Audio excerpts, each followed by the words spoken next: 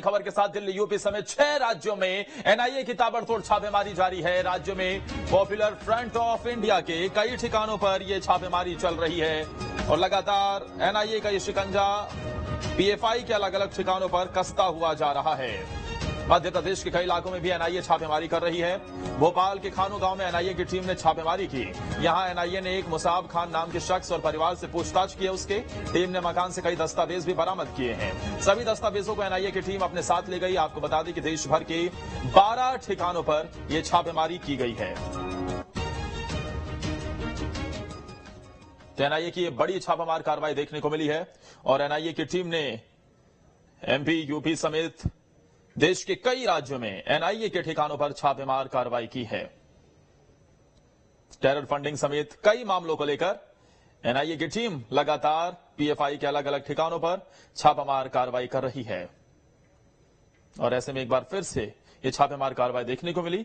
भोपाल में भी यह छापेमार खानू गांव में की गई, जहां पर एक आरोपी से और साथ ही एक शख्स से पूछताछ भी की गई। उसके पूरे परिवार से भी पूछताछ की गई और उसके बाद पूछताछ के बाद छोड़ दिया गया। एनआईए की टीम की लगातार ये छापामार कार्रवाई जारी है। जांच एजेंसी एनआईए ने आज प्रतिबंधित संगठन पीएफआई के कई जांच एजेंसी एनआईए ने आज प्रतिबंधित संगठन पीएफआई के कई ठिकानों पर छापेमार कार्रवाई की। राजधानी भोपाल के भी खानू गांव स्थित एक परिवार में जो है कार्रवाई की गई है। यहां पर टीम पहुंची थी और परिवार वालों से पूछताछ की गई थी। यही वो गली है जहां पर परिवार रहता है, जहां थोड़ी देर पहले ही बड़ी संख्या में पुलिस बल और एनआईए की टीम ने पहुंचकर पूछताछ की। कुछ पड़ोसी हमारे साथ हैं, हम उनसे बात करेंगे। यहाँ पे जो परिवार रहता है उसके बारे में कुछ बताएंगे? उनको जानते नहीं थे, कोई संपर्क में ही नहीं थे। मतलब वो किसी से ना मिलने जुड़ने का कोई उनका काम ही नहीं था। वो तो अपने काम से काम, कोई आने जाने का ही पता नहीं है अपने तो कोई बातचीत नहीं, बिल्कुल नहीं। बस मस्जिद में जाता आता दिखता था, नमाज अबाज को जाते थे, बाकी बातचीत किसी से नहीं होती। कौन कौन था परिवार में? कोई जानता? सब इतना नहीं जानते नहीं। जहाँ बाद में आके रहे तो कोई पुराने नहीं थे। मतलब जहाँ कब से रह रहे थे यहाँ पे? उनको तो हो गए 8-10 हाँ, इतनी 2-5 साल। तो देखिए, पड़ोसियों से ज्यादा जो है घुलना मिलना नहीं था उनका। आप बता पाएंगे परिवार के बारे में, या कभी कोई संदिग्ध गतिविधि लगी? नहीं, कभी परिवार को हमने देखा ही नहीं। उनका अकेले कोई नमाज पढ़ने जाते थे मस्जिद में, बस वहाँ की इधर गड़ी मस्जिद के अंदर, वहाँ की वही देखा। उनसे बातचीत भी नहीं होती थी हमारी तो। जी बिल्कुल। तो देखिए, यहाँ जो पड़ोसी रहते हैं उनका कहना था कि उन्होंने कभी परिवार के किसी दूसरे जो व्यक्ति हैं उनको नहीं देखा। मौलाना साहब भी जो है वो मस्जिद में आते जाते थे, तभी पता था कि यहाँ पर कोई जो है मौलाना साहब रहते हैं या उनका परिवार रहता है। संदिग्ध गतिविधियों की भी बात से पड़ोसी इंकार कर रहे हैं। उनका कहना है कि किसी तरह की बातचीत नहीं थी, तो कभी जो है शक भी नहीं हुआ है। और अब ये जरूर देखने वाली बात होगी कि जब एनआईए की टीम ने यहाँ पर पूछताछ की है तो और कौन कौन से बड़े खुलासे होते हैं और क्या भोपाल में और भी कोई ऐसे ठिकाने हैं जहाँ पर पीएफआई का संगठन अपने पैर पसार रहा है। वीडियो जर्नलिस्ट आशु के साथ नीलम गुरवे, न्यूज स्टेट भोपाल। प्रतिबंधित संगठन पीएफआई को लेकर के आज एनआईए की टीम ने देश भर के करीब 12 ठिकानों पर छापेमार कार्रवाई की।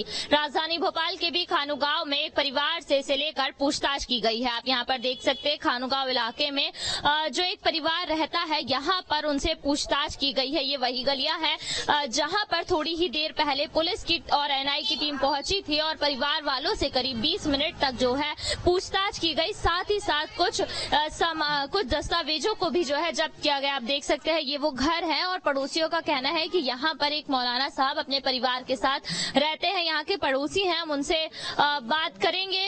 जी, आप जरा बताएंगे इस परिवार के बारे में, कौन रहता है यहाँ पे? मैं पड़ोसी नहीं हूँ। अच्छा, आप यहीं खानू गांव में रहते हैं? नहीं, बाहर का।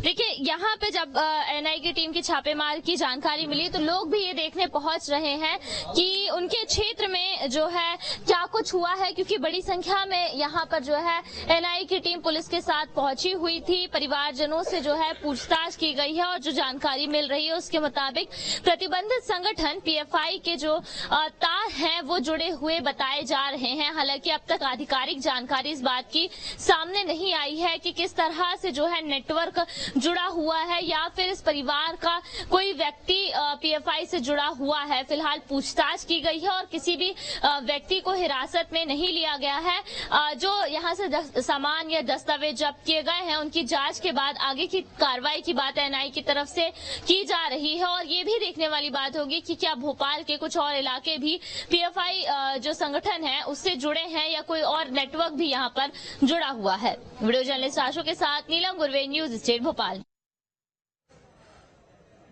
तो पीएफआई को लेकर कैलाश विजयवर्गीय का बयान सामने आया है। कांग्रेस पर कैलाश विजयवर्गीय ने निशाना साधा। कांग्रेस से पीएफआई के तार जुड़े हैं, कांग्रेस आतंकवादियों का समर्थन करती है, यहां तक कैलाश विजयवर्गीय ने कह दिया। और एक बार फिर से कांग्रेस पार्टी पर निशाना साधा है। लगातार कैलाश विजयवर्गीय कांग्रेस पार्टी पर मुखर होकर निशाना साध रहे हैं और अब आतंकवादियों से कनेक्शन की उन्होंने बात कही है। इजरायल मुद्दे में भी कांग्रेस की तरफ से आतंकवादियों का समर्थन किया गया, ये उनकी तरफ से बड़ी बात कही गई है। और इस मुद्दे को लेकर भी उन्होंने कांग्रेस पार्टी पर निशाना साधा है।